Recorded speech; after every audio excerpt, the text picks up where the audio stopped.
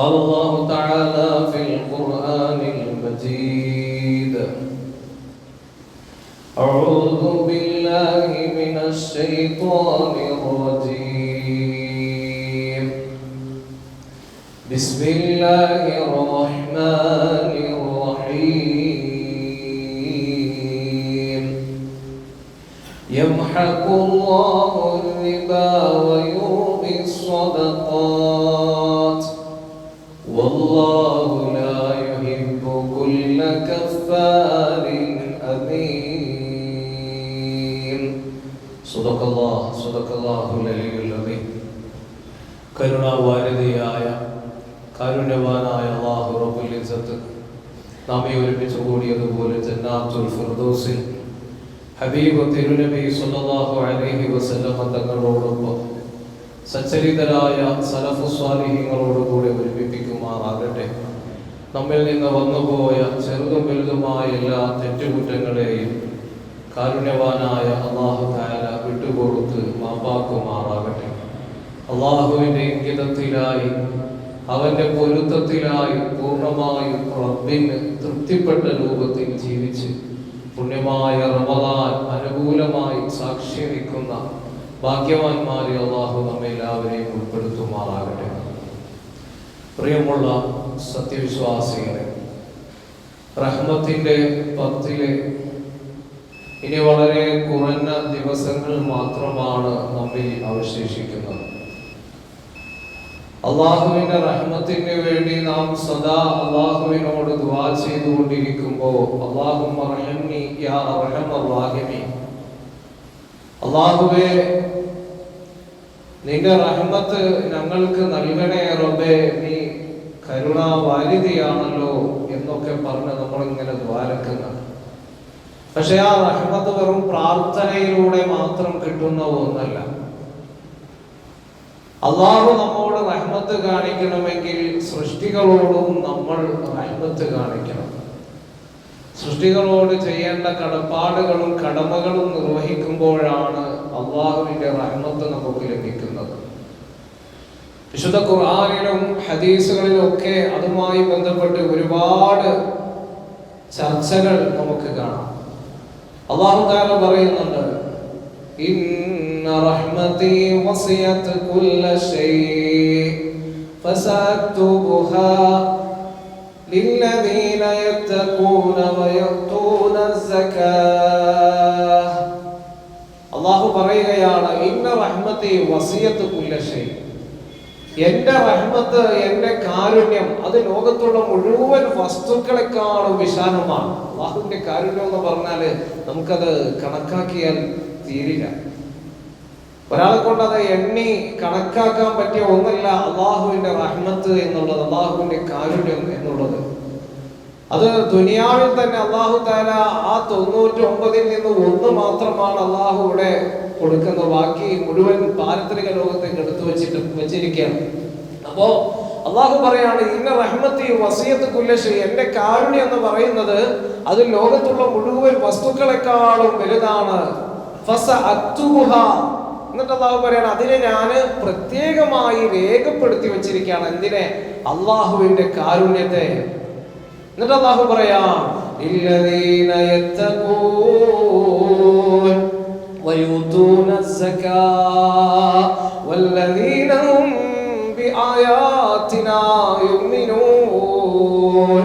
3 ആളുകളുടെ മേലാണ് അള്ളാഹുവിന്റെ കാരുണ്യം വർഷിക്കപ്പെടുന്നത്.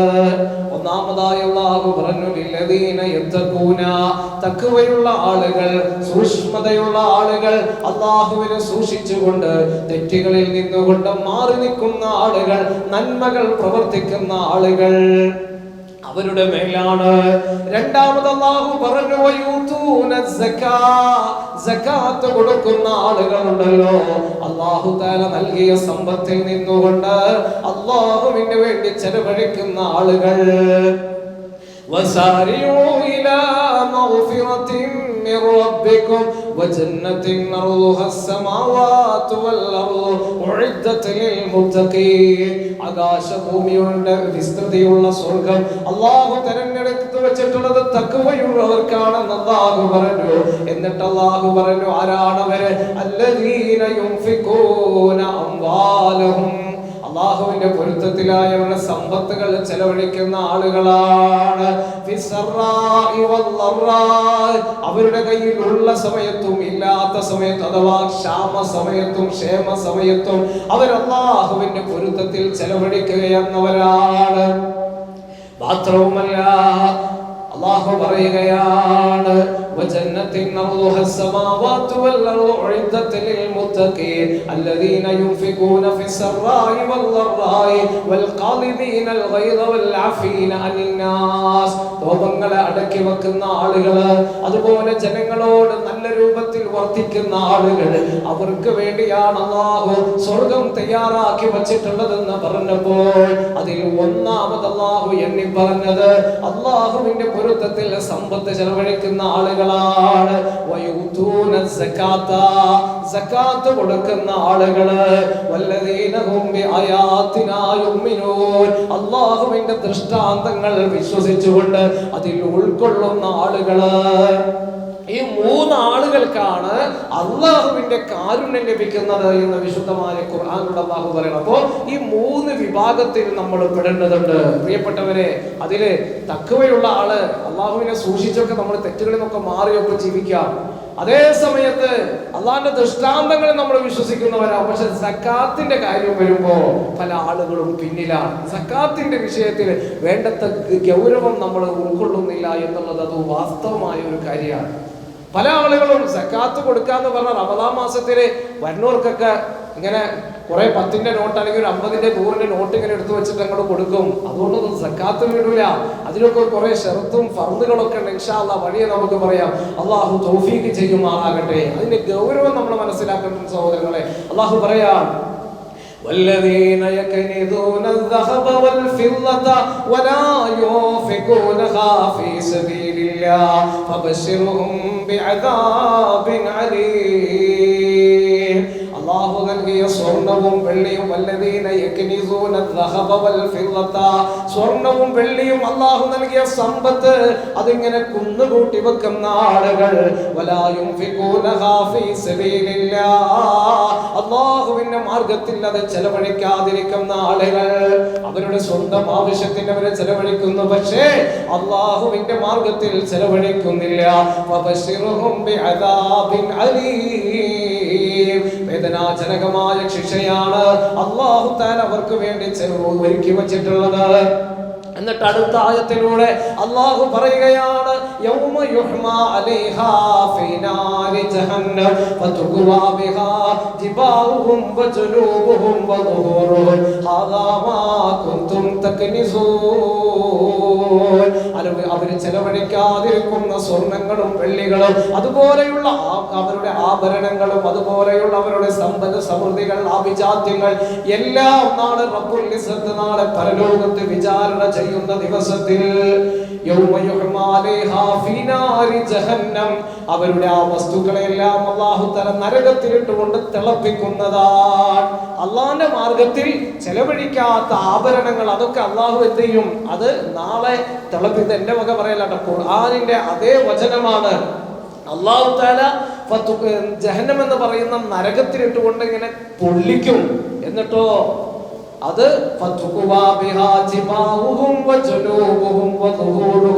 അത് അള്ളാന്റെ മാർഗത്തിൽ ചെലവഴിക്കാതെ സൂക്ഷിച്ചു വെച്ച മനുഷ്യരുണ്ടല്ലോ, അവരുടെ ശരീരങ്ങൾ, അവരുടെ നെറ്റിത്തടങ്ങളിൽ, അവരുടെ ശരീരത്തിന്റെ പാർശ്വഭാഗങ്ങളിൽ, അവരുടെ ഓരോ അവയവങ്ങളിലും അത് വെച്ചുകൊണ്ട് അല്ലാഹു പൊള്ളിക്കുന്നതാണ്.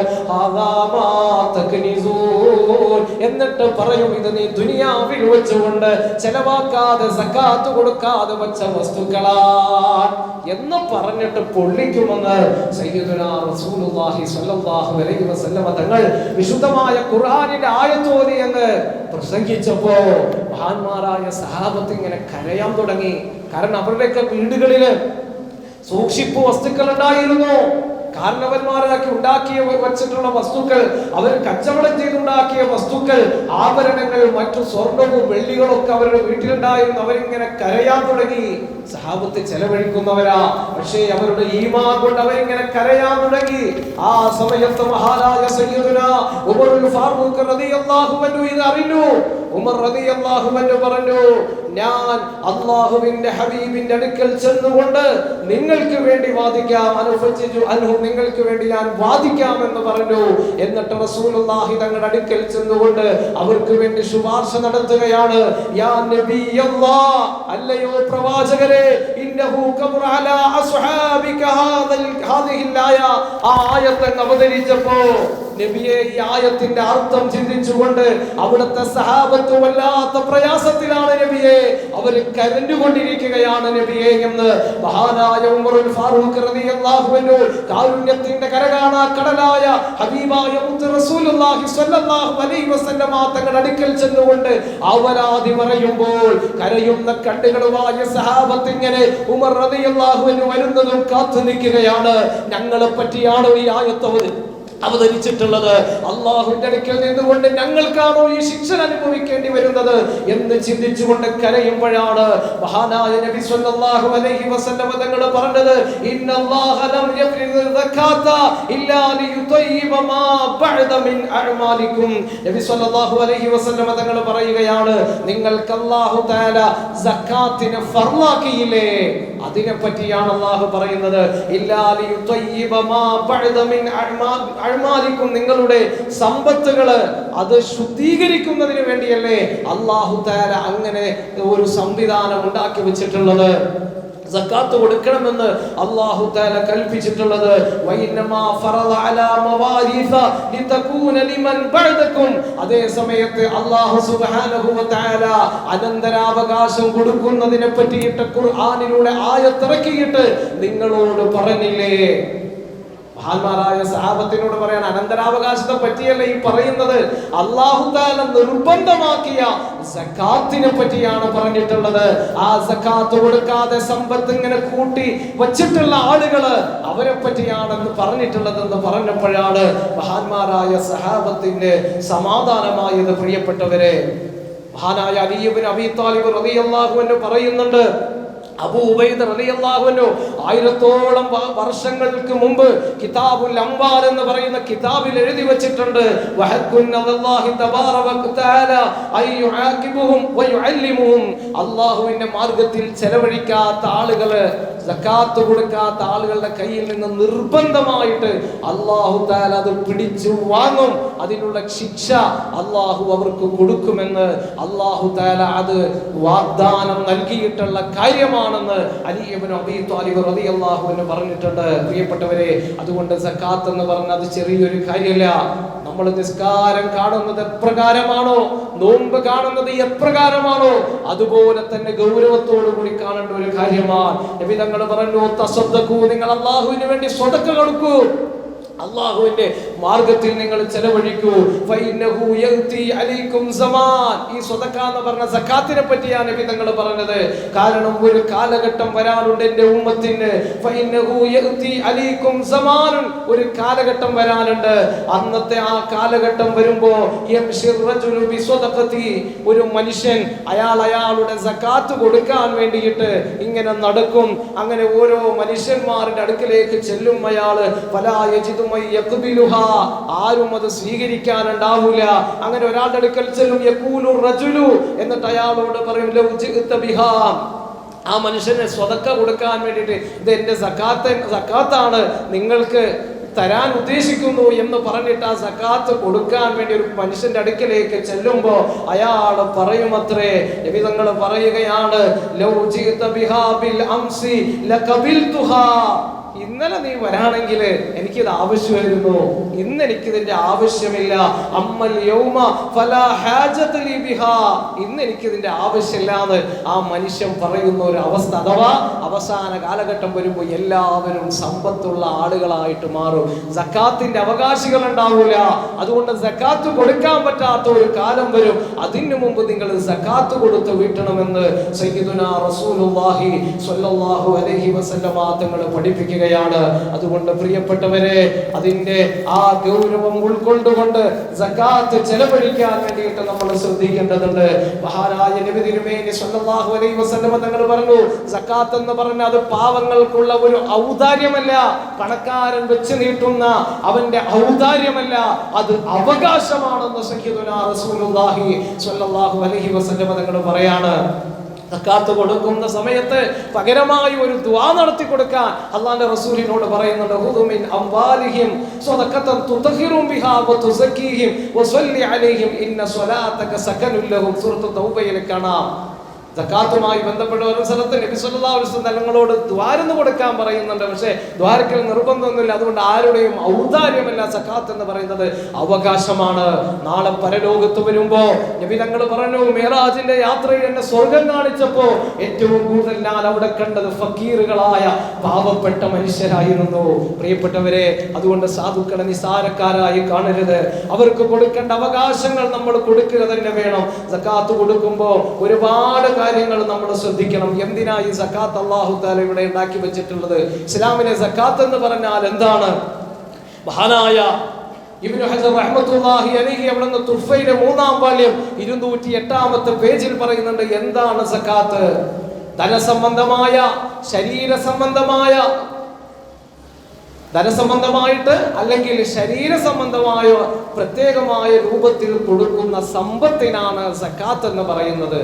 വെറുതെ കൊടുക്കുന്ന സമ്പത്തല്ല, പ്രത്യേകമായ രൂപത്തിൽ കൊടുക്കുന്ന സമ്പത്ത്, അതിനെയാണ് എന്തെന്ന് പറയുന്നത്. ഫിത്ർ സക്കാത്ത് ഉണ്ട്, അത് ശരീരത്തിന് നമ്മൾ കൊടുക്കാറുണ്ട്. അതുപോലെ സക്കാത്തുൽ മാൽ, മുതലിന്റെ സക്കാത്ത് വലിയ ഗൗരവത്തോടു കൂടി കാണേണ്ടതാണ്. മനുഷ്യ ജീവിതത്തിൽ വേണ്ട എല്ലാ വിഭവങ്ങളും അല്ലാഹു തആല ഈ ഭൂമി ലോകത്ത് തയ്യാറാക്കി വെച്ചിട്ടുണ്ട്. പക്ഷേ ആ വിഭവങ്ങളൊക്കെ അല്ലാഹു സുബ്ഹാനഹു വ തആല അതിന്റെ ലഭ്യത പലർക്കും പല രൂപത്തിലാണ് കൊടുത്തിട്ടുള്ളത്. അംബാനിക്ക് കൊടുത്ത പോലെയല്ല വേറെ പല ആൾക്കാർക്കും കൊടുത്തിട്ടുള്ളത്, അല്ലെ? ചിലർക്ക് ധാരാളമായി അല്ലാഹു സമ്പത്ത് കൊടുക്കും, ചിലർക്ക് അതിന്റെ ലഭ്യത കുറവായിരിക്കും.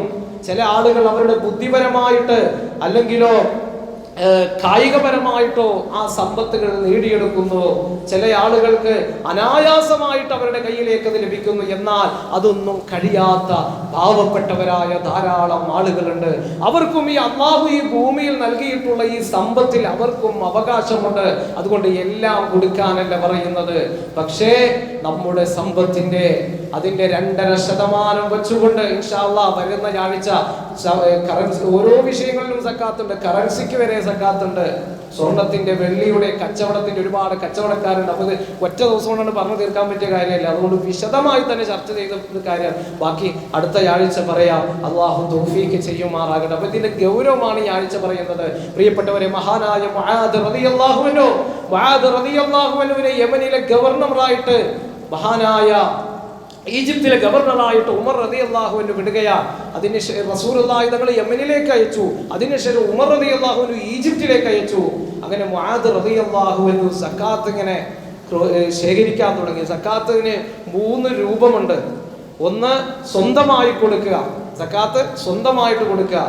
രണ്ടാമത്തേത് ഒരു സുൽത്താനെ അഥവാ ഇസ്ലാമിക ശരീഅത്തുള്ള സ്ഥലത്താണ് അത് പറ്റുള്ളൂ. ഇസ്ലാമിക ശരീഅത്തുള്ള സ്ഥലത്ത് ഒരു സുൽത്താനുൽ അഅ്ലം എന്നൊക്കെയാണ് ഫിഖിന്റെ കിതാബുകളിൽ പറഞ്ഞിട്ടുള്ളത്. ഭരണാധികാരി, ആ ഭരണാധികാരിയെ ഏൽപ്പിക്കുക, അല്ലെങ്കിൽ ഭരണാധികാരിയുടെ പകരക്കാരനായ വ്യക്തിയെ ഏൽപ്പിക്കുക. മൂന്നാമത് വക്കാലത്ത് ഏൽപ്പിക്കുക. വക്കാലത്ത് ഏൽപ്പിക്കുക എന്ന് പറഞ്ഞാൽ ഒന്നുമില്ലെങ്കിൽ വക്കൽത്തു അഥവാ ഒരു മനുഷ്യനെ പ്രത്യേകമായിട്ട് നിജപ്പെടുത്തി വേണം വക്കാത്ത് ഏൽപ്പിക്കാനായിട്ട്. മുഅയ്യിനായിരിക്കണം അയാള്.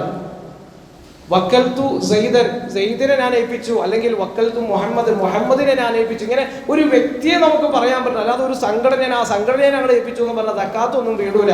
പത്തുവൊന്നായിട്ട് ആരും വരെയും വേണ്ട. മഹാന്മാരായ ഫുഖഹാക്കള്, ഇബ്നു ഹജർ റഹ്മത്തുള്ളാഹി അലൈഹി പോലെയുള്ള മഹാന്മാർ കിതാബുകളിൽ വ്യക്തമായി രേഖപ്പെടുത്തി വെച്ചിട്ടുണ്ട്. ഇമാം നവവിയെ പോലെയുള്ള ആൾക്കാര് ഇന്നെന്ന് വെച്ചാൽ സക്കാത്തിന് ഒരു ഇതിൽ ആരെങ്കിലും ഒക്കെ വന്നിട്ട് പറയാം, ആ സക്കാത്ത് ഇങ്ങോട്ട് തന്നേക്ക്, നിങ്ങളുടെ സക്കാത്ത് ഇങ്ങോട്ട് തന്നേക്ക്, എന്നിട്ടോ അത് കൊണ്ടുപോയിട്ട് സംഘടന ആവശ്യങ്ങൾക്ക് വേണ്ടി ചെലവഴിക്കുക, അല്ലെങ്കിൽ വേറെ എന്തെങ്കിലും ആവശ്യങ്ങൾക്ക് വേണ്ടി ചെലവഴിക്കുക. സക്കാത്തിന്റെ മുതല്, ആ മുതലിൽ നിന്നുകൊണ്ട് ഏൽപ്പിക്കപ്പെട്ട വ്യക്തി ഒരു വണ്ടി പോലും വിളിക്കാൻ പാടില്ല എന്നാണ്. ആ സക്കാത്ത് കൊടുക്കാൻ വേണ്ടി ആ പൈസ എടുത്തിട്ട് അത്രയും ഗൗരവമായ കാര്യമാണ് ഇത്. സംഘടന നടത്താൻ വേണ്ടിയിട്ട് അല്ലെങ്കിൽ മറ്റുള്ള കാര്യങ്ങൾക്ക് വേണ്ടിയിട്ട് സക്കാത്തിന്റെ മുതൽ ചെലവഴിക്കുക. അതുകൊണ്ട് മൊത്തമായ ഒരു സംഘടനയെ അങ്ങനെ ഏൽപ്പിക്കാൻ പറ്റൂല. അപ്പൊ നമുക്ക് വേണ്ടി ചെയ്യാം. നമ്മുടെ മഹലിന്റെ പ്രസിഡന്റിനെ എന്ത് ചെയ്യാം, ഒരു പ്രത്യേകമായ വ്യക്തിയാണ്, അദ്ദേഹത്തെ എല്ലാവരും കൂടിയിട്ട് ഏൽപ്പിക്കുക. നമ്മുടെ സക്കാത്ത്, എന്റെ സക്കാത്ത് കൊടുക്കുക എന്ന് പറഞ്ഞിട്ട് മഹലിന്റെ പ്രസിഡന്റിനെ ഏൽപ്പിക്കാൻ പറ്റും.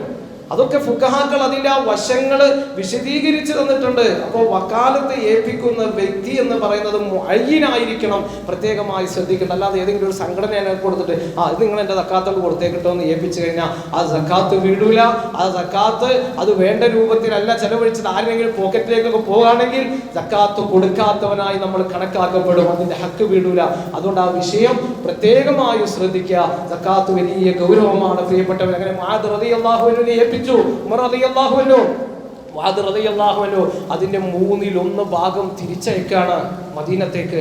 ഉമർ റളിയല്ലാഹു അൻഹു ചോദിച്ചു, എന്താ ഈ ചെയ്യുന്നത്? അപ്പൊ പറഞ്ഞു, ഇതിന്റെ ഇത്രയും കൊടുത്ത് ബാക്കിയായതാണ്. പിറ്റത്തെ കൊല്ലം 2/3, അത് കഴിഞ്ഞത്തെ കൊല്ലം 3/3 മുഴുവനായിട്ട് തിരിച്ചയക്കാണ് സക്കാത്തിന്റെ മുതല്. അപ്പൊ എന്താ, ഈജിപ്തിലെ സക്കാത്തിന്റെ അവകാശികളായിട്ട് ആരുമില്ലാത്ത ഒരു അവസ്ഥയിലേക്ക് എത്തി 3 കൊല്ലം കൊണ്ട്. പ്രിയപ്പെട്ടവരെ, ഈ രൂപത്തിൽ നമ്മുടെയൊക്കെ നാടുകളിൽ പാവപ്പെട്ട ആളുകള് അവരുടെ പാവപ്പെട്ട ആ സക്കാത്തിന്റെ അർഹരായിട്ടുള്ള അതിൽ നിന്ന് മാറ്റാൻ നമുക്ക് സാധിക്കണം. ഇൻഷാ അല്ലാഹ് അതിന്റെ രൂപങ്ങൾ ഇൻഷാ അല്ലാഹ് സക്കാത്ത് കൊടുക്കേണ്ടത് സ്വർണത്തില് വെള്ളിയില് അതുപോലെ കൊടുക്കേണ്ട രീതികളെ പറ്റി മൊത്തമായിട്ട് ഒരു വ്യക്തി അങ്ങനെ ഏൽപ്പിക്കാൻ പറ്റും. അല്ലെങ്കിൽ കുറെ ആൾക്കാർക്കാണ് കൊടുക്കേണ്ടത്, അല്ലെങ്കിൽ നമ്മളിപ്പോ കൊടുക്കുന്ന പോലെ കുറെ 100 നോട്ട് എടുത്ത് വെക്കും, വരുന്നവർക്ക് കൊടുത്താൽ സക്കാത്ത് വീണോ? ആരൊക്കെയാണ് അവകാശികൾ? ഇൻഷാ അല്ലാഹ് വരുന്ന ആഴ്ച പറയാം. അല്ലാഹു തൗഫീഖ് നൽകുമാറാകട്ടെ. അല്ലാഹു നാഫിയായ ഇൽമു തന്ന് അനുഗ്രഹിക്കുമാറാകട്ടെ.